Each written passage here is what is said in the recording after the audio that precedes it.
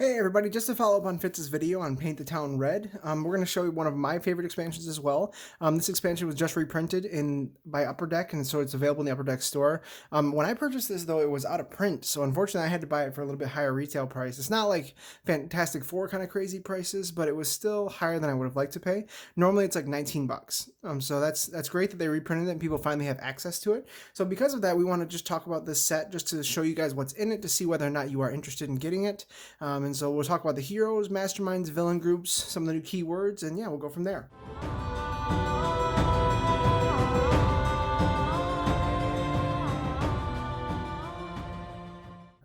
So the rule sheet is pretty standard, just like every other rule sheet that we get in Legendary Marvel. It lists the new keywords that are going to be on there. Some of the key things to this set that you need to know about are the shards and the artifacts. Now, shards are a specific part of the game. It's a new mechanic in the game where you get specific little coins that you get to use. And these shards count towards your actual attack points. But they're a one-time use type of mechanic in the game. And so you use that one shard, and then it goes into the individual discard pile. And so there's a pool of shards that you have, and so you can only have as many shards as in that pool. So those become very useful if you're depending on what you're using, what hero groups you're going to be using. Now, artifacts, on the other hand, are going to be a card that's going to be permanently played for you throughout the entire game, unless acted upon by an outside card, I guess. And it goes to the side of your deck, and you set them there. And so, for example, there are different artifact cards that will sit out there that will give you different bonuses. Like there's one Starlord card that allows you to draw an additional card every turn. There's one Drax card that allows you to get +1 shard +1 attack every turn. And so each of these have different advantages for you. Now, one of the main villain groups that you're going to encounter is going to be the Infinity Gems, and those go along with one of the best parts of this entire set, Thanos. Some of the masterminds in the set are really great because they're really MCU related in that we have already encountered them in some of the movies that we've seen. So let's go ahead and dive right in, and we'll talk about the masterminds first. Now, the first mastermind we're going to talk about is going to be the Supreme Intelligence. This is one of my favorites just because I really enjoyed the Captain Marvel movie, and I really like the different groups, the villain groups that it fights with, as well with the combination of scheme with the villain group that it has, because it leads the Kree Star Force. And the Master Strike says the Supreme Intelligence gains a shard. That was the mechanic we talked about. And then each player reveals their hand and discards each card that costs equal to the cost of one higher than the number of shards on the Supreme Intelligence. So let's say, for example, he has 3 shards. That means you have to discard a card, plus he's +3 attack. And so once you attack a mastermind, you take all the shards off and you gain 1 of them. The same thing occurs if you have a shard on one of the villain groups as well. I'm not going to show you any of the tactics, but I'm just going to show you some of the names. So we have Guide Kree Evolution, Countermeasure Protocols, Cosmic Omniscience, and then Combined Knowledge of all Kree. We'll leave a little bit of a surprise in terms of what the mastermind does, so it's much more fun that way. Now, the other mastermind is one of my all-time favorites in this entire game. It's going to be Thanos. It's the primary reason that I purchased this set in the first place, besides having some of the Guardians, but Thanos was the biggest reason. He always leads the Infinity Gems, which in and of itself is awesome, and he gets -2 for each Infinity Gem artifact card that is controlled by a player. And now that doesn't mean if it's in your discard pile or if it's in your deck, but instead it means you have to have that Infinity Gem laid as an artifact for you in the game. And so there are lots of cards that make those artifacts go away as well, so we'll take a look at some of those. But he is a whopping 24 points, 24 attack points, and so you have to make sure you're getting rid of those artifacts to make sure you are actually keeping up with that. Either that or play a game that's Heroum, Black Widow, and somebody else that relates to getting, we'll say Nova, I guess. So getting all those bystanders so you can have a massive Black Widow uncommon. So the first one is Keeper of Souls, God of Death, Sentries of Envy, and then the Mad Titan. So his tactics are all really cool. All right, let's talk about the Infinity Gems real quick. So with this, you have 2 of the Space Gem, 2 of the Reality Gem, 1 Soul, 1 Mind, 1 Power, and 1 Time Gem. Now, these are a really cool group because each of them have an ambush, and they're related to the shards usually.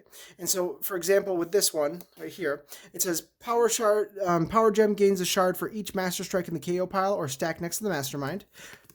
This one says Mind Gem gains a shard for each Scheme Twist in the KO pile or stack next to the Scheme. Soul Gem gains a shard for each villain in the city, and so on and so forth. Each of these have a different thing that relates to those shards. And so some of them can gain 5 shards at a time, 6 shards, 7 shards, depending on what scheme you're playing. Some of them, let's see, which one is it that gains shards based on the scheme? Let's see, it's the Okay, so yeah, this is the scheme twist one. So this one, let's say you're playing a scheme that has 11 twists. If there are 10 twists already stacked over there, this one's going to get 10 shards. So it's going to end up being a 16 attack, just regular villain. Now, they're worth 0 victory points, but they do have abilities if you gain them as artifacts. So when you attack it, you take it out, it goes into your discard pile. Then what you do is you shuffle it into your deck, and once you draw it, you play it as a permanent artifact, and you gain this ability. Artifact, once per turn, you get +2 recruit. So from now on, you get +2 every single time you have that. Or, for example, let's say this one. Artifact, once per turn, you get +2 attack. So +2 recruit, +2 attack, just right there. So these are really, really great for stockpiling those artifacts. The other villain group is one that I really like as well. It's the Kree Star Force. Specifically, I really like Ronan the Accuser. It's a lot of fun when you're playing with a large group in this game to be able to play against Ronan the Accuser, because when he ambushes, each player simultaneously points their finger to another person and accuses them, and then each player who was accused, the player that was accused the most, gains a wound. So you could see where your true loyalties lie with your friends. Then we have Korath the Pursuer, Supremor. I believe there are 2 Supremors in here. Yep. And so he's ambushed. Supremor and the Mastermind each gain a shard. Then we have Shatterax, Dr. Minerva, Demon Druid. I like this, like the almost the 3-dimensional look to this card. Some depth to it. Captain Atlas, and that's going to be it for this group. So I really love the schemes, though, in this set. Specifically, I like Forging the Infinity Gauntlet, and I like the Kree Skrull War. And so let's see. Kree Skrull War is cool because it specifically focuses on the battle between the Kree and the Skrull. And it's 8 twists, and you always include the Kree Star Force and Skrull villain groups. And then all Kree and Skrulls escape from the city. If more Kree than Skrulls are in the escape pile, stack the twist next to the Mastermind as a Kree conquest. If there are more Skrulls than Kree in the escape pile, stack it next to the villain group as a Skrull conquest.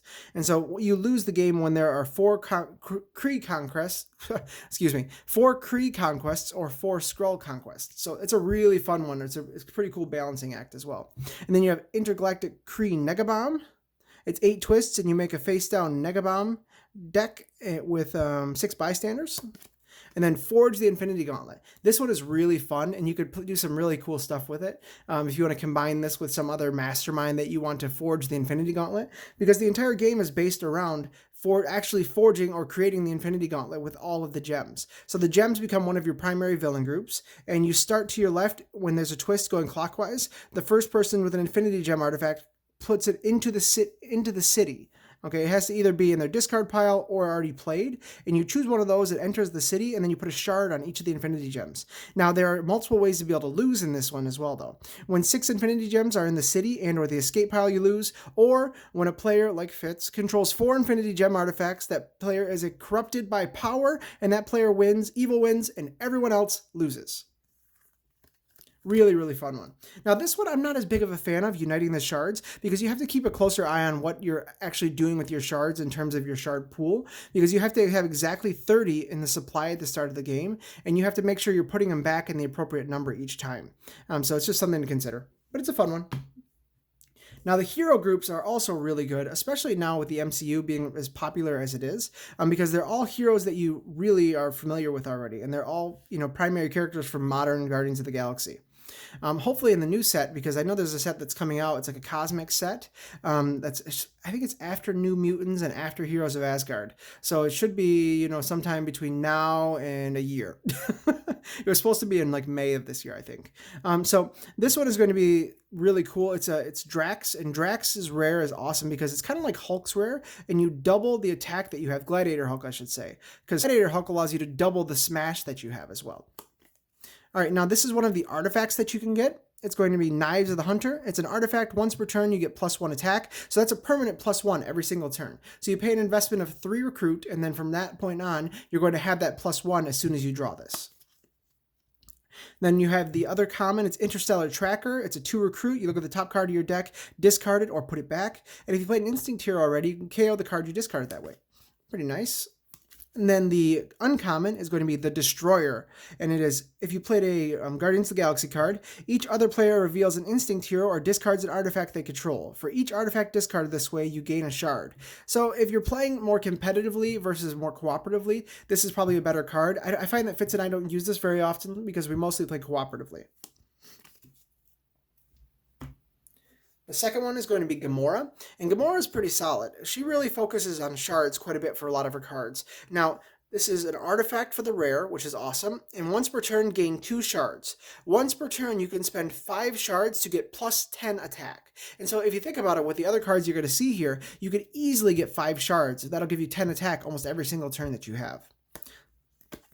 Now, the common we have here is it's a 2 recruit card. It costs 2. A villain gains a shard. Nice thing about that is if you give a villain a shard, let's say a henchman villain, you can then attack that henchman villain, gain the shard, so you're +1 there.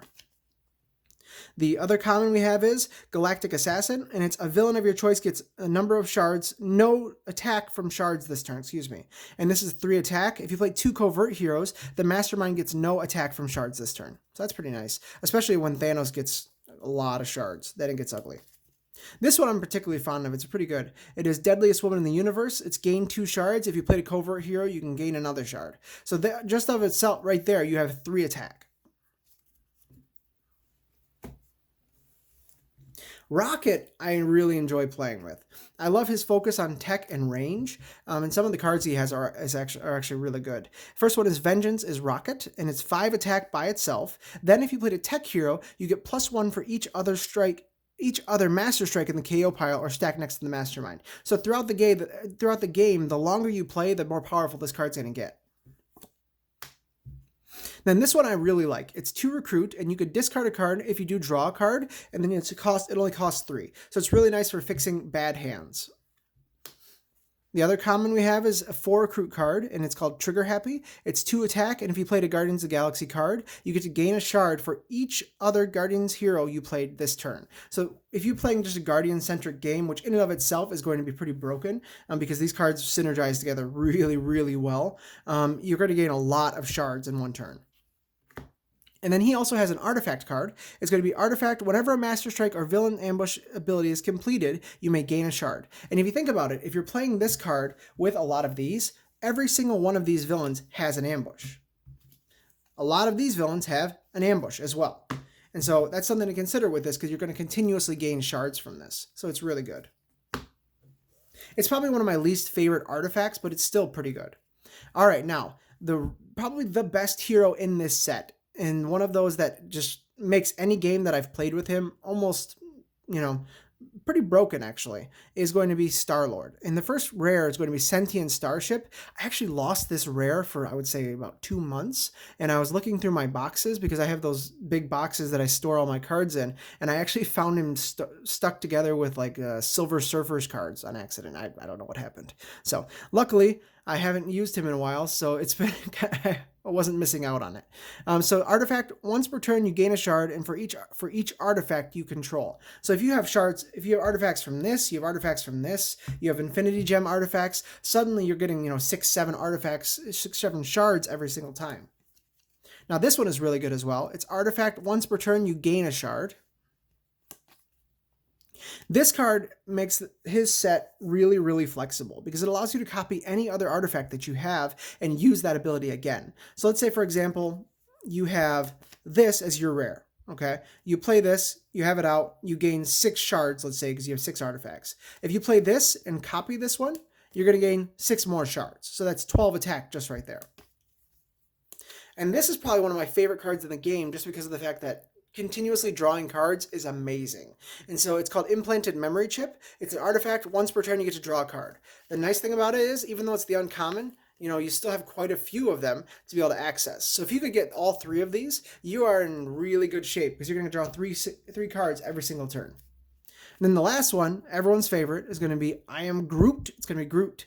And so it's 5 recruit, and it costs 8. When you recruit the next hero this turn, you may gain shards equal to that hero's cost. So with it being 5 recruit already, let's say you want to recruit one of the rares that's in here. So it costs 8, so you're going to gain 8 shards just right there. This one's pretty good. When you draw a new hand of cards at the end of this turn, draw an extra card. Now, while it's only one attack, it's really nice that you don't have to do something like Outwit with like Bruce Banner's cards to be able to draw that additional card.